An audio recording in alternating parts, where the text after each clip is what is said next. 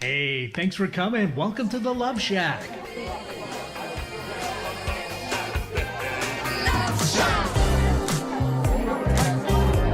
Hey, welcome to the Love Shack. It's a little place where we get together, explore fresh perspectives, and eavesdrop on juicy conversations and uncover the mysteries that nobody talks about, but absolutely influences our relationships.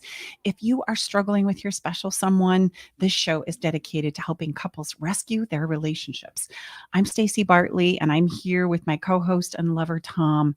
Together for the past decade, we've been teaching and mentoring couples from around the world with the sole purpose of helping them create and experience love for a lifetime in their relationships, both with themselves and others, using sound principles and skills. So great to be here with you. Absolutely. And if you're listening live, it's happy holidays, everybody. Again, whatever holiday is sacred and special for you, we honor and acknowledge that. Always great to be with you. We appreciate you gifting us your most precious resource, which is time. And this is episode 60. And you know, I'm never allowed to say much, but I'm really excited because we have a juicy topic with an incredible guest that's going to help us navigate some, I would say maybe choppy waters during this holiday season, all with the intent to help it make it go more smoothly so you can enjoy it and appreciate it and savor it. This holiday season, since it is holiday, it's the perfect time to spend quality time with our loved ones and to show them how much we care. It's also the time where we're bombarded with thinking that showing them that we care is a special time for presents and gifts. And let's be honest, sometimes the more we care, the more extravagant we think the gift needs to be. And so this affects our spending. This affects our budgets. And I know don't be a downer. This is going to be a very positive conversation. If by chance you're going, oh my gosh, this episode's about budgets and money and finances. Don't click off. Please don't click off. It really is. But you know what? I have an incredible person who has inspired me from the moment that I met her. She's going to be our guest today during the Heart of the Matter. And she helped me look at this whole financial conversation from a very unique and refreshing perspective. And I can't wait to bring her on and have her share with you how she approaches money conversations in her own life. And I promise you, through this episode, we are going to help you see and look at holiday spending from a new vantage point and perspective, instead of looking at what you can't do, right? And how you might be restricted and restrained. Look at the opposite of what you can do and what is possible. Well, I would say, just again, I'll be very transparent here. Stacey and I used to share when we came together, in the spirit of full disclosure.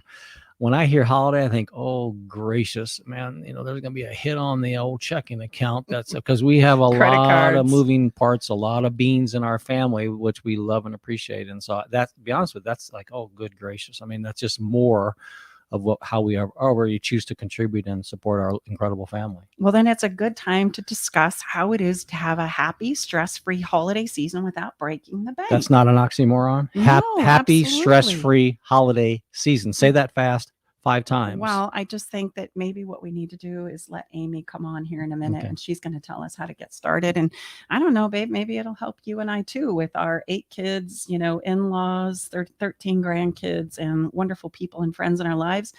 Maybe she can help us figure this out too. So stay tuned. We'll do it together. We'll be right back after this break.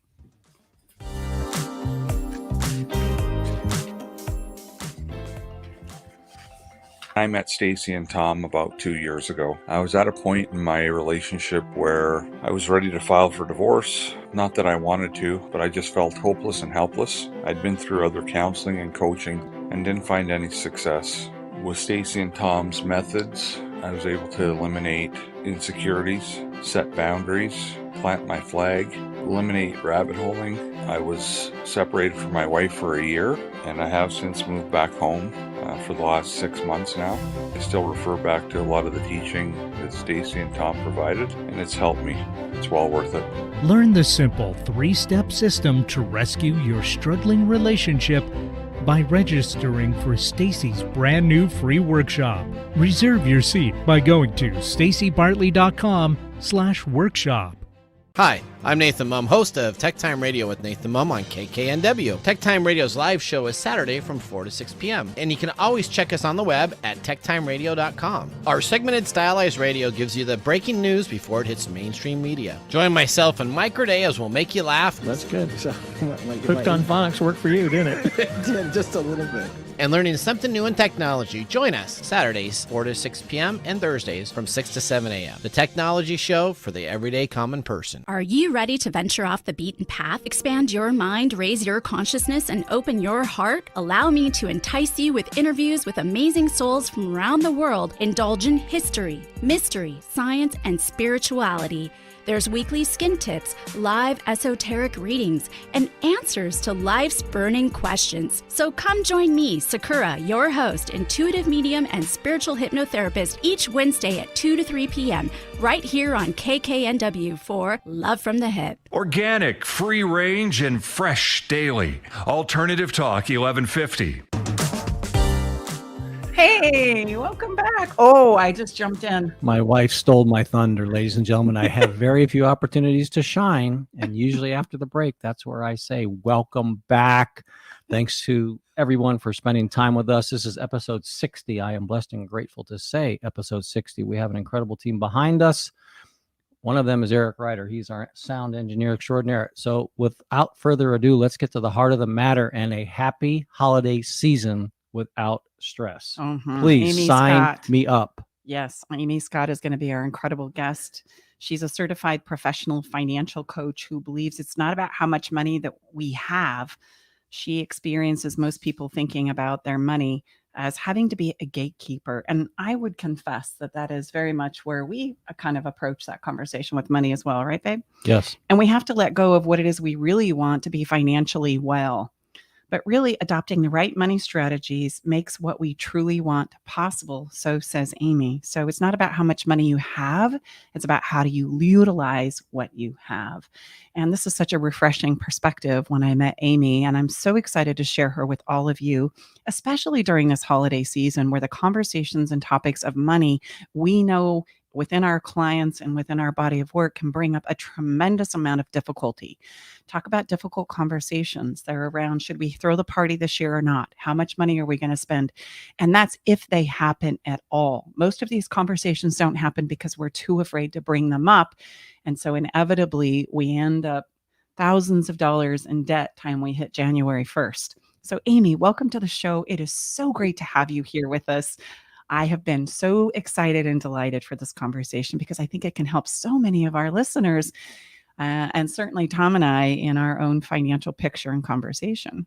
Oh, thank you so much for having me. It's wonderful to see you guys.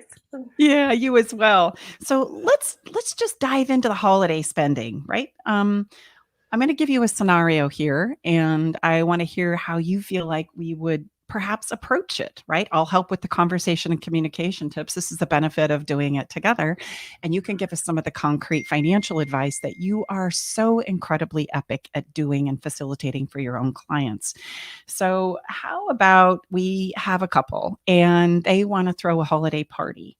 And one of them wants to go big. They want to go extravagant. They want to have everybody over that has touched their life throughout the year, all their friends, their families, etc. And the Dome Perignon. Well, yes, you're kind of giving it away. And another says, really, I think maybe we should save this money and maybe focus on doing more responsible things like paying off the house and putting the kids through college and maybe paying off debt that we already have accumulated throughout the year. So, how would you approach this conversation and help us start to begin wrapping our heads around what the best financial move in this scenario is? Good one. I like this scenario. Well, the first thing I'd say is before we dive into the numbers piece of it, because obviously there's a lot of background, I don't necessarily know about this big couple, but I would have both members of the couple have a conversation with each other and start from being curious.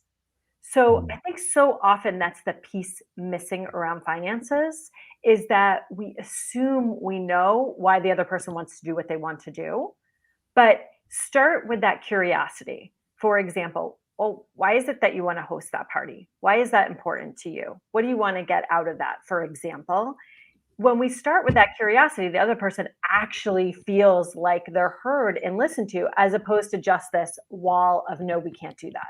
Because I think often around finances, there's this one's a yes and one's a no, but it's not always grounded in reality. It's more from what we think we should or shouldn't be doing around our finances. And I think that saying, well, we shouldn't spend that money and we should spend it on other things, the should is never going to carry the day. The should is like underneath everything, making everybody feel yucky. So my recommendation would be to sit down, have a conversation, start from curiosity, ask questions, and then listen. And maybe this is more in your camp, Stacy, but ask questions as much as you can and listen without judgment or criticism. Because I think so often, especially the longer we've been married, I don't know about you, but my husband and I have been together 15 years, we've been married 15 years. And when he says things, or I ask him something and he starts to answer it, I think I already know what the answer is. Mm-hmm. And I have to continue to give up if he's the one that wants to have that big holiday party. He's the youngest of 8 kids. We have 31 nieces and nephews. He's got 38 cousins. We could have a banging party over here, guys. But what I'm really interested in is, okay, you want to have that party. What do you want that experience to be like? Right? And then we can talk about the numbers piece. But why is it you want to have that? Oh, this is why I just so appreciate you and your fresh perspective. As we've talked about in prepping this show, Amy, you and I come from so many of the same perspectives and refreshing ideologies about coupling and these conversations. And I love your approach here. And I'm just going to highlight, we've talked about this in previous episodes, but it warrants highlighting here. What you've just done is you've separated the physical, which is the money part, from the emotional part. Mm-hmm. And it's always the emotional part that we have a very difficult time talking about. Those are the conversations that are important, that are running our lives, that are driving the situation forward. And it's really the emotional parts that make it difficult. If we get down to the numbers, right, or should we have the party or not, which is a physical experience, we end up fighting about those things, but we never get to the heart of the matter, which is the emotional desires and wants that are driving, or fears or insecurities that are driving the conversation. And what you've just eloquently done so seamlessly is you've said, let's start with the emotional, which is what I tell our clients. Hey, the physical part, let's set it aside for a moment and let's talk about why it is you want to do what you want to do. And let's talk about how this is affecting you, because those are the things we never talk about. Well, and I would just add that we just talked about this in our pre-show meeting, babe, when we were coming home. We have a wonderful coffee shop we go to. Is most of us turn to the physical answer or a physical answer to the emotional challenge, and we're never going to get there. That's an apple and an orange. And it's amazing how many of us, and me included. And so as you just shared, Amy, you can bang around all day on the ideas, on the numbers, but until you get to the emotional side, well, again, what you just shared, be curious. What we say in our is help me understand, invite me into your thinking why this is so important to you. And if we don't understand that there is an emotional and a physical component in this conversation, it's the numbers. The numbers are going to matter. Yes. They have a role, they have a place. But if we don't understand the emotional driver that's pushing my desire for that party with curiosity, as you had just suggested, then I'm going to always feel frustrated or resentful if those things aren't fleshed out or talked about or explored, right? I might choose to go along with you, but if I never feel like the emotion behind it all is addressed, I'm never going to feel like I can truly choose in. And I'm making up a bunch of assumptions about, why or why not. You said we can't have the party, or we're going to do the party, but you're going to do it, with your own resentment and frustration, right? And it's always the emotional driver. And if we don't solve the emotion, what ends up happening is we try and treat the physical without addressing the emotional. And it's like trying to solve a digestive problem and your focus is on the brain, or the focus is on your toe, right? We can't solve one, right? Yeah. Without addressing the other. And it won't matter how much attention we give to the brain or the toe, I still have a digestive problem. Mm-hmm. And it's important for us to understand that that's just how it rolls as human beings. And would you say, Amy, in your professional experience, when you coach your clients to do that, mm-hmm. what typically do you hear? Start with, help me understand, be curious why you want, where do your clients usually go when you suggest that tactic to them? Well, I think what usually happens, Tom, is that they hear things that they didn't know. If they're truly coming at it from that curious and not just Amy told us to do that, so let me check those boxes, but if they're coming from true curiosity, it's like, oh, well, you wanted to have family and friends around, right? Or you wanted to see your niece you haven't seen for a long time, or you actually wanted to show off the house that we bought last year, or like whatever that is. We start to understand each other. My clients, myself, I mean, my husband and I do this as well, start to understand each other better, where they're coming from. Then we can get to that next question of, okay, well, what do we want the budget to be for that? So I typically have folks just talk about in general, what are the experiences you want to have around the holiday season? Holiday party might be one of them, but someone else might want to, go out for dinner a few times, or somebody else might want to buy this big gift for someone in their family, like their parents or their kid or whatever. What are those things you want to have? What are those experiences you want to have? Then we can move into, okay, well, what is the budget around that? So that when we spend that money, we can actually enjoy spending it. We've told that money, I like to say, we've told that money to go towards the holidays. Like if somebody goes on vacation, I'll say, well, you told that money to go on vacation, right? But the same thing around the holidays, like when you've come up with that amount, that number, and maybe there's a little bit of negotiation, but we understand the why behind it, then, well, we've chosen to operate around this number, go enjoy spending that money. It's not, you don't have to look later and say, well, we should have put it towards this, or we should have put it towards that, because we chose that together as a couple. Then enjoy that experience of spending that, whether that's towards gifts for others, yourselves, or experiences. Man, Amy, what you just said is such a refreshing perspective, because so often we get ourselves caught in an internal conflict with this conversation, right? I allocate the monies, but I don't ever feel heard from the emotional perspective.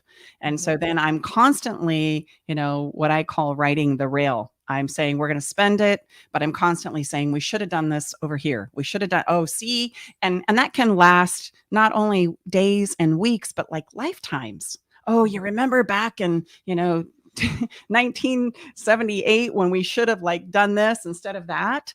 And it really kind of cripples us when we start talking about monies in the future, right? It makes me more afraid and insecure about how to spend the next pot of money. And I'm just continually creating this internal conflict, because I can't just say, I told that money to go on vacation. I love your verbiage there. I really want to highlight that is so fun. I told this money that we're going to spend it on the holidays, and that's that. It is what it is.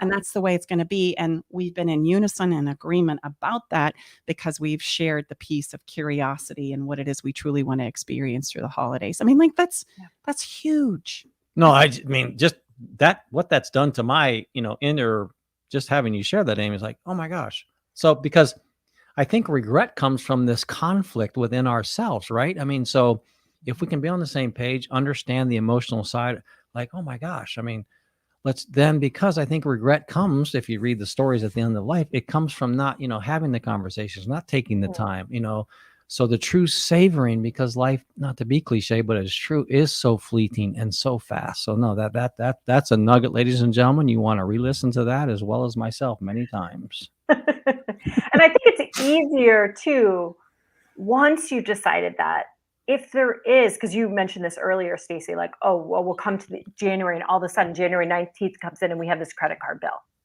right? Or our savings is dwindled or something like that. If we've had that conversation in advance, it takes some of the surprises out. Nobody's really surprised that the credit card bill is that high, really, but the actual numbers of it, you could actually choose and say, you know what, we're going to be okay with having X amount on our credit card. The upset is when people don't know what that will be. So that's the piece where I come in around all the planning of it. But as much as you can plan, then you can say we're choosing. Even if you're, listen, it's not my finances, it's not personal to me. So if you choose, for example, to, go into some credit card debt around that, or take out a loan or whatever that is, but you know that in advance, you can have a lot more confidence around that and not deal with that surprise for your couple on the other side. Oh, we chose that, we planned around that. And we know that we can handle it, as opposed to just getting the bill and going, oh, I knew we were going to spend some money and I know we haven't talked about it. I mean, this is all an internal dialogue, right? I just don't want to go there. I don't want to have this conversation. I don't want to fight about money. So just do what you got to do. I'm going to brace myself and just hope cross my fingers that this isn't going to be as bad as it could be. And then I get the credit card bill, mid-January, and I go, oh my gosh, holy cow, right? We would call that a massive trigger. And then I'm having the conversation finally about the money. Like the conversation about money is inevitable. That's what I'm trying to point out here. It's inevitable. You're either going to have it in a strategic planning session like Amy is suggesting that we do with curiosity and coming to agreement, and I would call that co-creation on the front side, or you're going to get the surprise on the back side because everybody's operating autonomously based on their own ideals, all their own expectations, and their own beliefs and emotional drivers in regards to how this is supposed to go. And then you're going to get the surprise bill, whatever that might be, right? Some of us are going to be relieved. Oh, thank God. I thought they were going to spend 5,000. It's only 3, yay. Okay. But probably the likely outplay of that is going to be, oh, I was hoping it was going to be 3 and it's 8. And now I'm mad. Now I think, why did you spend this? And we're going back through, right? Instead of sending the money off for vacation or off for the holiday spending, we're now going to get triggered. And because we don't know how to handle those very well, we're going to take it out on our people that we love the most. And we're going to be having this conversation post-holiday season, right? Because I'm now upset and frustrated. I thought you were going to spend this based on what? Yeah. I thought you were going to spend this based on what? It is what it is now. And so we're going to have this conversation on the backside, probably not very well. So I love the strategy of saying, like, do it now. Have this conversation about what it is you want to experience for the holidays now. It might be fun. I'm feeling inspired. Like for me, you know what I love to do? I love to go to holiday concerts. Like I am so disappointed that we can't go see our favorite performer this year because Tom's going to be having a surgery. But I love to go to holiday musicals, holiday shows, variety shows, etc. That's the holidays for me, and that's something that I very much enjoy. Like, and what would it be for you, babe? Like if we were having this conversation, that's a local show that's so unique and so fun. But yeah, I'm having my left shoulder replaced, so. I mean, but what are the holidays for you? I mean, like what? Well, no, I love what you've done, even though we didn't have the conversation that Amy just said about, Stacy had this wonderful idea to go decorate her home, and it does look awesome, all kidding aside, and it's cool. It wasn't a 4-digit experience, thank goodness. But just a 3. But I would just say, along that note, Amy, do you find when you suggest and coach your clients to have the conversation out of curiosity as to why, is that a foreign construct for them when you suggest this is where we're going to start? I think, well, they wouldn't necessarily say, I don't know how they would say whether it's foreign or not, but it's like, it can be uncomfortable because so often around money, we're reactive, which is basically everything you were saying, Stacey. I kept hearing that out in there. It's like, we're reactive as opposed to proactive. And I think it is a different conversation because so often, we come into marriage with different beliefs, expectations, experiences around money. It's not like anybody comes into marriage and it's like, well, I haven't had to deal with money yet. I mean, maybe you haven't had to deal with kids yet, or maybe you haven't had to deal with like owning a house yet, right? Or health issues yet, but like everybody's dealt with money. And we've got these, I don't want to say necessarily trauma, but there could be trauma for folks around finances, definitely, but there's layers and they're inside of us. So those beliefs, experiences, expectations play out inside of our relationships and our marriages. So it can be very challenging when I ask people to take a pause and say, let's look at what some of those layers may be for you.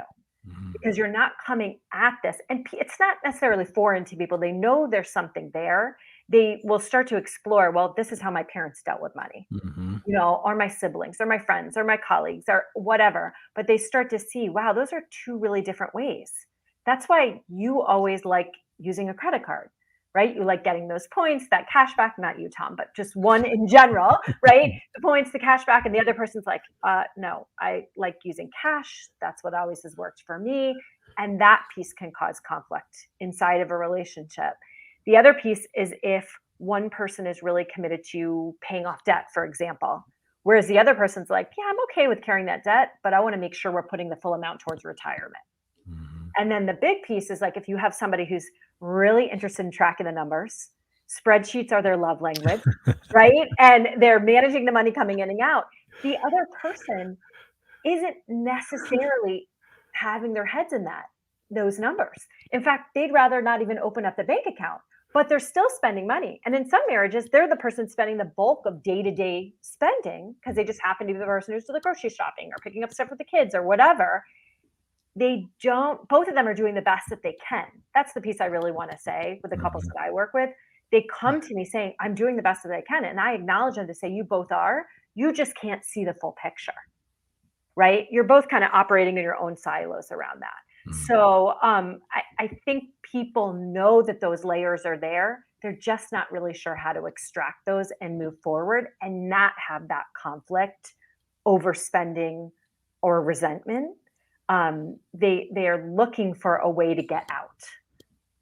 Well, and just to normalize this conversation, I want our listeners to know that what she just described as the dichotomy between couples is so normal. If you have somebody, I mean, this is Tom and I, so I'll just make this personal. Tom is so good about the details of finances. He manages it. He calculates it. He tracks it. That's why I don't have any hair, it. ladies and gentlemen. No. And just like Amy had described, I'm the one that's doing the day-to-day bulk of spending. And I'm also the person that's going to be the first to say, you know what? It's great to save money and earn money, but if we can't enjoy money, then why have it? Like, it's not here for us to just be stressed about it and to make all the numbers work and add up and balance. That at some point in time, we've got to be able to put that on the shelf because we're going to run out of gas. It's going to exhaust us. And there's a pivotal point of balance there. And what's ironic is that couples come into relationships, and the thing that attracts us typically to the person that we are with is they have strengths that we don't have strengths with. For example, that's not a strength of mine. I'm not a detail person. I'm a creator. If you want a big picture vision, I'm your girl. If you want to know how to go from A to Z, like right now, and not worry about B, C, D, E, F, and G, I'm your girl. I can take us there. But there is a point in time where everybody has a contribution in, because if we are going to fulfill that big picture vision, it's important that we allocate in the details for B, C, D, E, F, and G, or we're never going to be able to fulfill the big vision. And so Tom's not so great about the big vision. He's great at the details and lining it up step by step of how we're going to get there. And you need both. Without a vision, you can't go anywhere. Without somebody managing the details, we're also not going to get there. And so we fall in love with these people, right, that go, oh, how is it you're so grounded and detail oriented? I love you. And he looks at me and goes, oh my gosh, you're so free and expressive and you have so much fun and I love it. And you bring that into my life. And I didn't know it could be so enjoyable. Oh, I love you. And then, as you said, we bring these conversations and stories about money into our relationships. And all of a sudden, the very thing that attracted me to you or caused me to fall in love with you is my nemesis. Like, stop being playful and stop going to the Christmas concerts and stop decorating the house. Like, you have lost it. He has said that to me like 6 times this last week. You have lost it. I've turned my tomato cages into Christmas trees. You've lost it. And yet, right, I'm saying, line up, let go of the details. It's going to be okay. Enjoy this. Come out back and have a little cup of mulled wine with me and look at these tomato cages. They're incredible little Christmas So would you say, trees. Amy, in your practice, again, this is what we do, is you're able to bring in some permission and safety to have perhaps conversations that people have not been able to have on their own? Yeah, for sure. For sure. And I think that's the role of a coach. Yeah, I wear a couple different hats. I'm a huge finance nerd, right? So I wear that hat, but I've also been a couples coach for over 10 years. So like I wear both of those hats. But yeah, I think I want to create the space to have that mulled wine in the back with the two of you. I wish I could. I'm so far away from you. I know, I wish you could too. But to have those conversations, because we haven't been given that space. No. So to your point, Stacey, I just want to say, like, let us normalize those conversations amongst ourselves, but let us also normalize those conversations to have that expectation from whoever you have conversations with around finances, right? That it's like, lay it all out and be vulnerable with their partner, financial coach, advisor, whoever that person is for you. That's the piece I want to make sure that we're not assuming that, oh, just because we got married and we put our finances together, we're going to see things in the same way. Mm-hmm. I'm sure, Tom, Stacey, you might say, oh, what are you doing this week? You're going cray cray, right? But at the same time, you know her enough to know the joy that that's bringing to her. No doubt.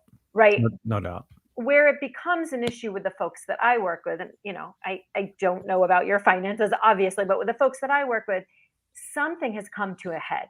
Mm-hmm. And it's not often that it's necessarily, oh, we have this debt or something like that. Although that's a piece of folks coming to me. They're saying, I'm not sure we're doing the best that we can, right? We're making good money, but we have this experience of stress around finances that we don't really feel like should be there. Why is that continually there? And they want someone to come in and help shine a light, right? Bring through some of those blind spots that they can't see themselves of why that is an issue for them. Because there's, again, a lot of shoulding. Like, well, we should feel more comfortable. This shouldn't be an issue this year. Or, well, we're making more money than we have before. We should be able to go crazy with the decorations for everything or buy this for all, we're doing well. But still, someone in the relationship doesn't feel as confident about that. So how do we move the needle for that? Mm-hmm. And, a big piece, I think, is that couples, they have this stress, they have this anxiety around money, but that is an effect of all of this without that planning. But the other piece of it is we allow these, futile sometimes, like we allow this stress, we allow this anxiety, these disorganized finances to get in the way of some bigger things. Mm-hmm. We allow that to get in the way of us taking a leap to start a business or a podcast or making a move or pulling back on hours or putting more hours in at work or whatever. And that's the piece I'm really committed to is like, yes, I don't want you to have the stress and the anxiety, but I also don't want you to miss out on what your purpose is here. Mm-hmm. And that is what I see over and over is the financial crap gets in the way of people fulfilling on those dreams or their greater purpose. So well said. And what if we approach this conversation just because we know everybody has a contribution in, and what I just described, and I see this in my clients as well. We get so hung up on our position, right? And opposites absolutely do attract. And there's a reason for that. We could go into conversations around science and quantum physics and polarity, et cetera.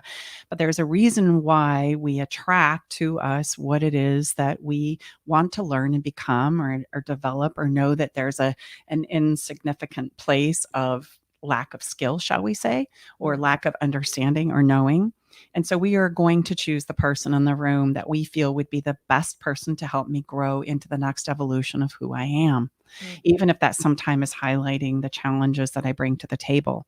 And so essentially where I'm going is that everybody has a contribution in, especially when it comes to holiday spending and experiences or starting a business, some of those things that you've talked about. It's good to have somebody who's managing the details and essentially says, I'm concerned about this. It helps keep the dreamer's feet on the ground. There's a place of foundational support there that you wouldn't want to be without, even though at times it can be very frustrating.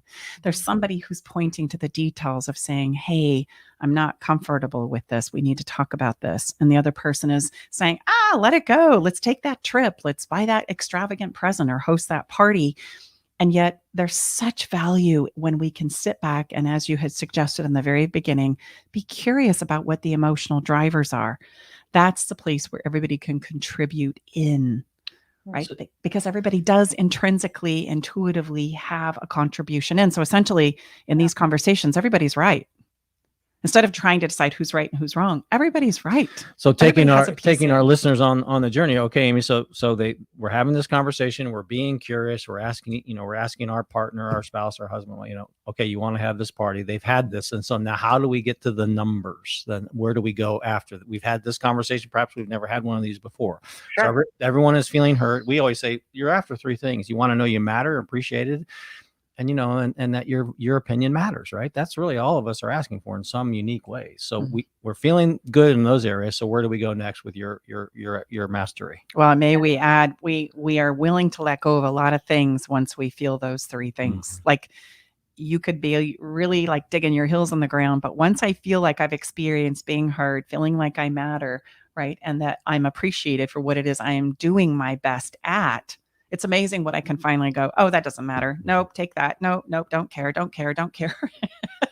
So then where do we could go after you? Where do we bring in your beautiful numbers mastery there?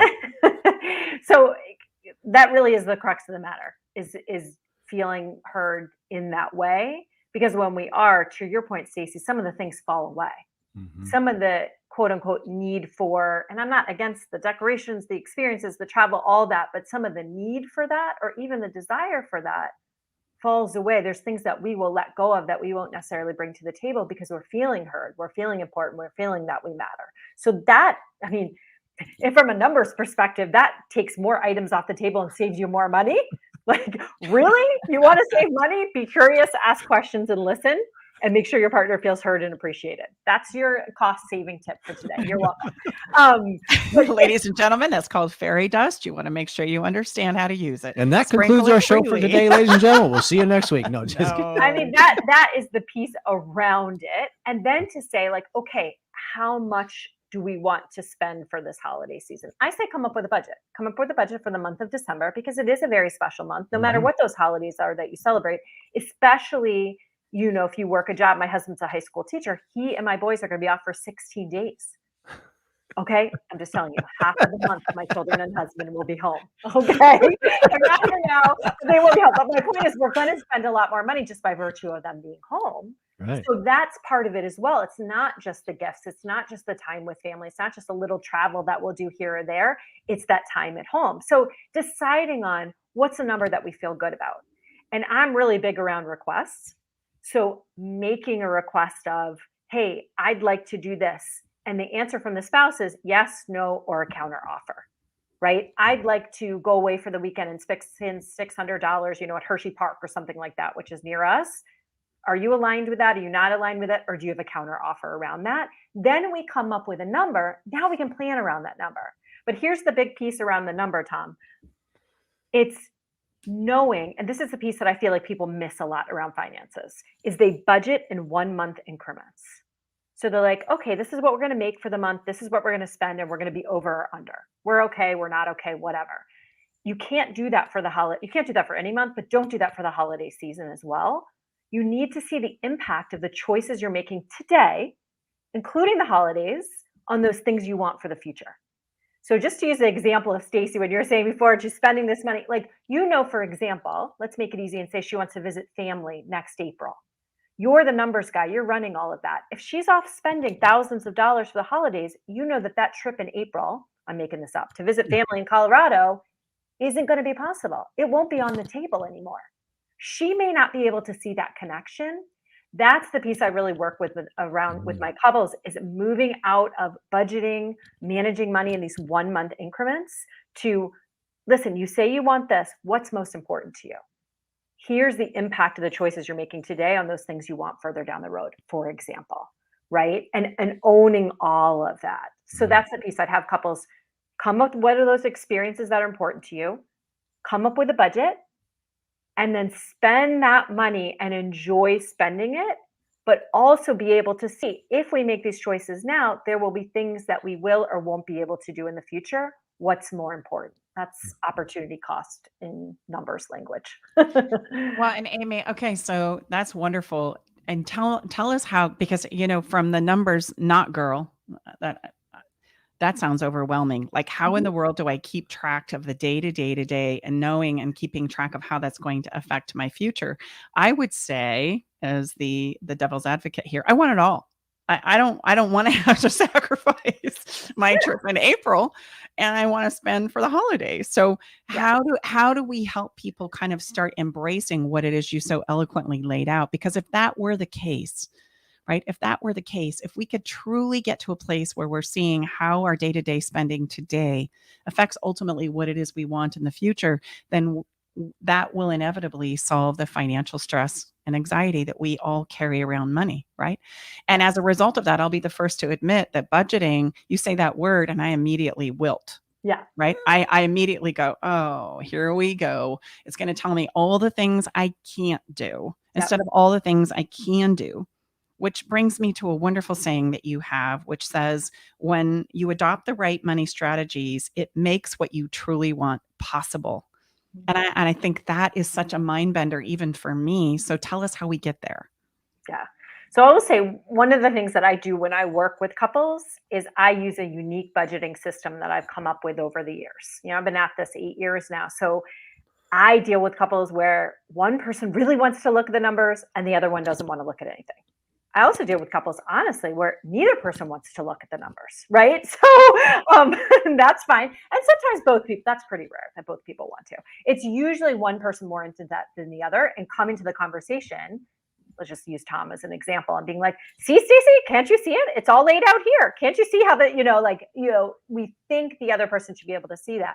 I've created a simplified budgeting system that I use with my clients. So without necessarily a whiteboard here explaining that or showing you how that works out, I have my clients really think about a couple of things. And I don't know how much time, I don't want to go too far into the weeds of it, but I have them thinking about their expenses in 3 different categories.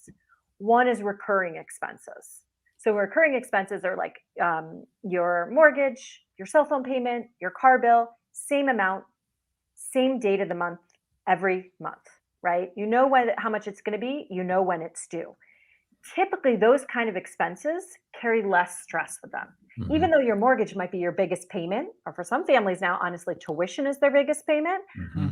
but we know when it's due and we can plan around it. Mm-hmm. So the second type of expense is spending for the day-to-day. The groceries, the gas, the picking up those decorations, the takeout on Friday nights, going out for drinks with friends on Saturday, those kind of things. That's the area where we get into a little bit of trouble. This is the area where I have couples say to me, I have no idea we're spending. Why are you asking us how much we're spending on, our groceries or gas or holiday counts or all that? It causes stress because we don't know how much it's going to be month to month. And we find it very hard to plan around that. And this category has the most shoulding, right? One person in the couple thinks, well, we shouldn't be spending so much on that. Why just spend so much on Amazon?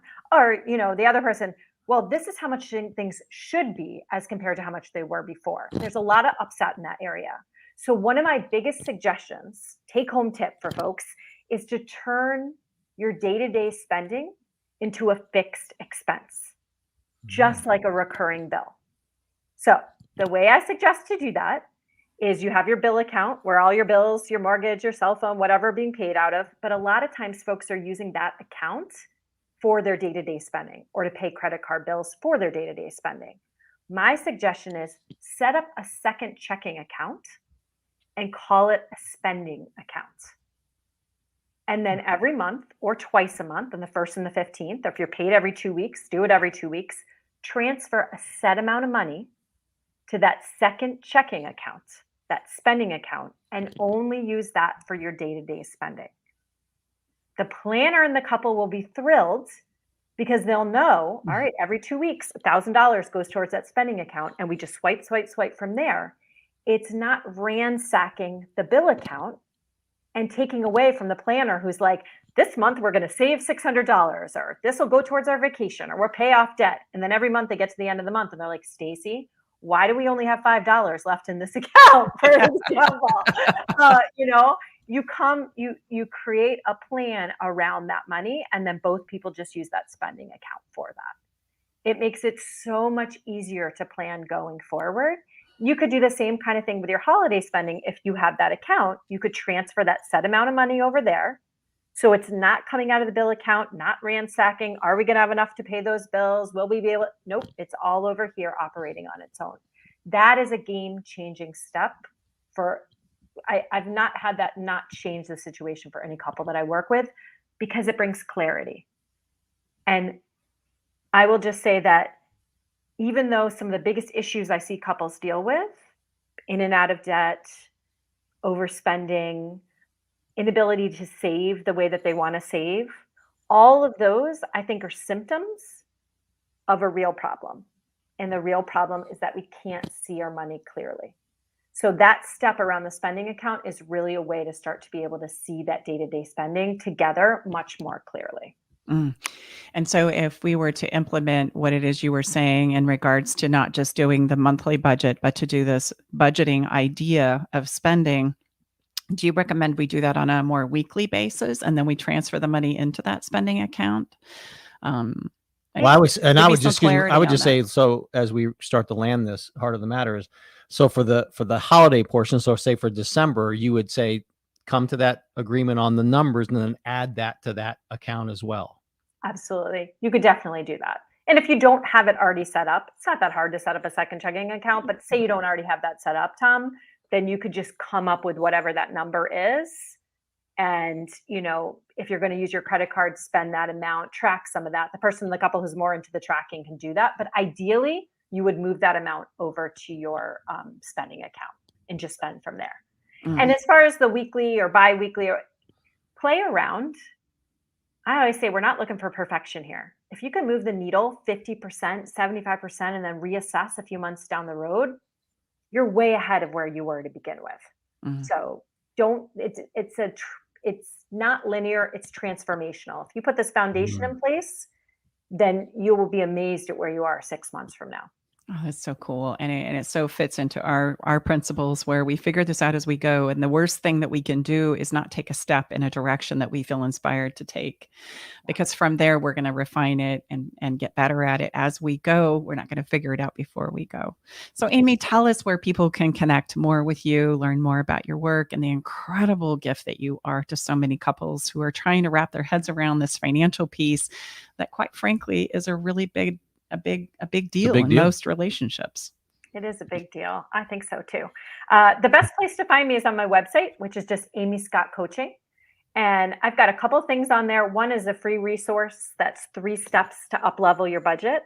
And that is, I talked about 2 of the 3 of those in this talk today. And it has some questions to start the conversation in your couple.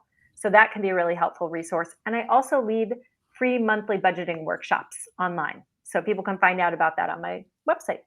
Wow, honey, maybe we should attend. They're fun. Well, gosh, I can see, Amy, we're going to have to bring you back as a regular contributor to this. This is one of the huge places. There's, again, Stacey and I were just sharing this last night, it's really not as confusing as we like to think. And we find over our years working with our clients, and money is one of them. There's not too many places where it really causes the challenge, and money is a big one. So thank you so much for your contribution today, and we will have you back to help us navigate this. It's a very dynamic situation for all of us, and it's very personal to all of us as well. Maybe we can have you back to do a budgeting workshop right here on the show. Yeah, there you go. If that's something you would like as a listener, let us know. Let us know that you'd love to hear that. So, Amy, it's always such a pleasure and such a delight. Such an incredible person and soul. I love your work and I love what you do and how you do it. Thanks for being here. Thanks for having me. We're going to take a quick break. And when we come back, we're going to talk about our Follow the Fun. And because it is the first of the month, we are going to be doing a giveaway. A very special giveaway, I might add. So stay tuned. Come right back. We'll be right back.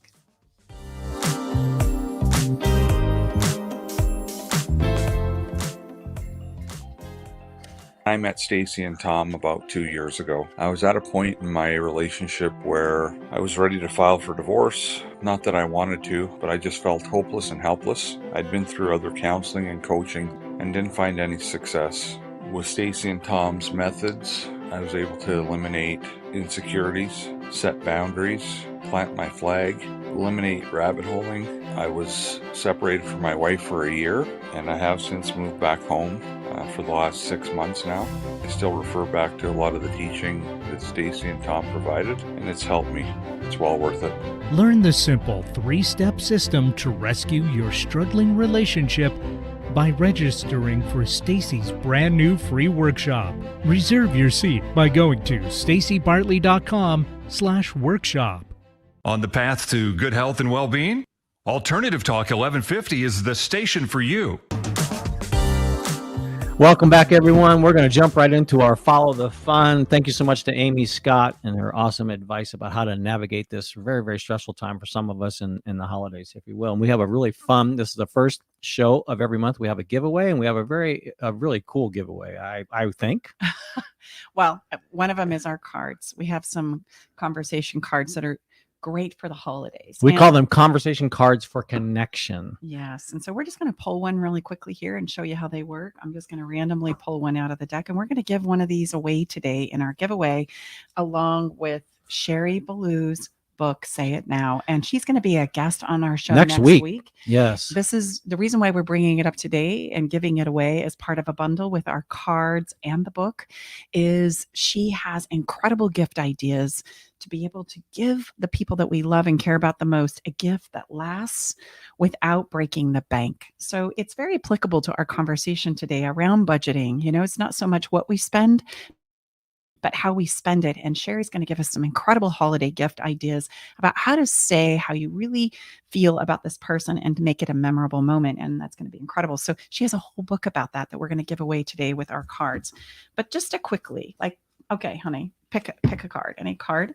And this card is going to have a question on it. And this question, as we share a little piece of me with you and you share a little piece of you with me, it creates connection. That's how human connection and works. This card is, when was the last time you surprised someone with a gift for no reason? Way. Now, I swear, I don't make this up. Yes. Well, I think the gift that I just recently gave you about, hey, we're going to go down and we're going to see a play. It's going to be incredible, and brace yourself because it's going to be a William Shakespeare, but it's going to be good, was a surprise. Yes, it was. And we took one of our wonderful granddaughters too. So again, and you can find out more about our conversation cards for connection at stacybartley.com/cards. And we're really excited there. It's the 2.0 version. We didn't show you the 2.0 version, but we're going to have Sherry on next week. If you're feeling like, okay, like I understand this budget makes a lot of sense. Sherry is an expert. She's a real good friend of ours, and she is ninja at helping create gifts from the heart that a lot of them don't even take almost no money or very, very little. Anyone can do them. Wow. And so let's do our giveaway for this incredible bundle. And Eric, extraordinaire, we need you to pick a number between 1 and 100. And the winner that he chooses randomly will be and we're just going to say a part of the email. So we don't worry. We won't share, everybody's full email address. Okay. Eric, what's the number? Boy, we didn't rehearse this beforehand. I just want people to know I don't have a particular favorite number or anything. But how about 2? Oh, 2. Wow. Nice job, Eric. 2. I'm going to have to turn the page over. I thought for sure you were going deeper. And again, this list is coming from people who are on our fun list. Follow the fun list. Yes. And you can get on the fun list for our monthly giveaways by going to our website as well. But number 2 is part of the email is it's Bartley JJ. Oh, kid you not. That's that's somebody we know. Man, you know what? Family can be on the fun list too. It's so true. Bartley JJ. Well, how fun is that? You are the winner of Say It Now. And I think Bartley JJ might even be listening live right now. How cool is that? Yeah, that's very cool. So, and again, I promise you, this was not predetermined. Totally this was not random. Premeditated. So, all good. We, our producer, he shared like that. We sprung it on him, ladies and gentlemen. So there you go. On the fun list, you get weekly tips on how to create fun in your life. And it's so important. And as we have an episode, I hope in the future, we're going to statistically give you science and research about how important novelty and play is in our lives and in our relationships. For now, just know that it is extremely important. It's the thing that refuels us and gives us the gas to face those challenges and conversations. And the cool thing is that, for all kidding aside, ladies and gentlemen, Stacy's a science geek, and I just sent her an incredible piece of scientific confirmation that novelty and play is for real, and it really works. And by the way, you didn't give me a reply to, remember, connection is created when I share a piece of me with you and you share a piece of you with me. I shared that I took you to the Shakespeare play. You didn't share back with me. When was the last time you surprised me? How about when I brought you home that incredible pack of gum that our grandkids wigged out? I'm just being honest. I mean, our little grandson said, "Grandma, where did you get that pack of gum?" Because Grandma's always the gum person. And so Grandma always has gum. Guess why she always has gum, ladies and gentlemen? Because I buy it for her. As a little surprise. And it really was. It was actually cool a pack plastic. I've never even seen before. It was. So, yeah, there you go. It was extraordinary. And that shows you, all kidding aside, Stacy was very appreciative, and so were our grandkids, because they always hit Grandma up for gum. It was in a really cool case that kind of like opens. You can pull the gum out of it. It's amazing when we can get specific and simplistic. It's amazing what can light us up. And it's fun because I'll just set it in a place that I know Stacy's going to find. And again, I know I'm radar. I got the details. I got that one down. A little more spontaneity. Stacy's our fun coach, so it is a good blend. But it is a good blend. Well, it's time to step into Can You Feel It? Every episode we choose a song, and of course, because it's the holidays, there's a wonderful song that I chose called Purple Snowflake. It was originally created by Marvin Gaye, but John Legend has done Oh. a spectacular job of remaking this Purple Snowflake song. I encourage you to play it. You know what? And you didn't share that one with me. So I I'm really know. looking forward to hearing that. Usually I know of the song because Stacy goes through quite a few of them and will tell me what the one that she lands on. But so there you go. We have a Love Shack Live playlist as well. You can access this song as well as all the songs from every episode that we've ever done, again, on our website, which is stacybartley.com. And guess what? You can spell Stacy however you want it, and it will take you there. Best we know.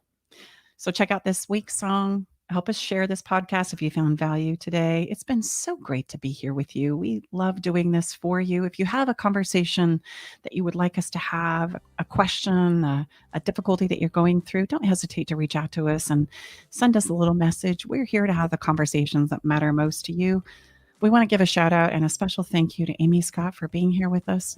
And come on back next week and join us for Sherry Ballou. She's going to be here to help us create presents and gifts for the holidays that are budget friendly as well as very meaningful to the heart. Have a great week. We look forward to being back here with you next week. Happy holidays, everybody. We'll see you soon. Bye-bye for now. Thanks for joining us today in the Love Shack. We hope you came away with something that made your toes tingle. To learn more about everything you heard on today's show, go to stacybartley.com/podcast. Love the show? Help us spread the love by sharing the show with others.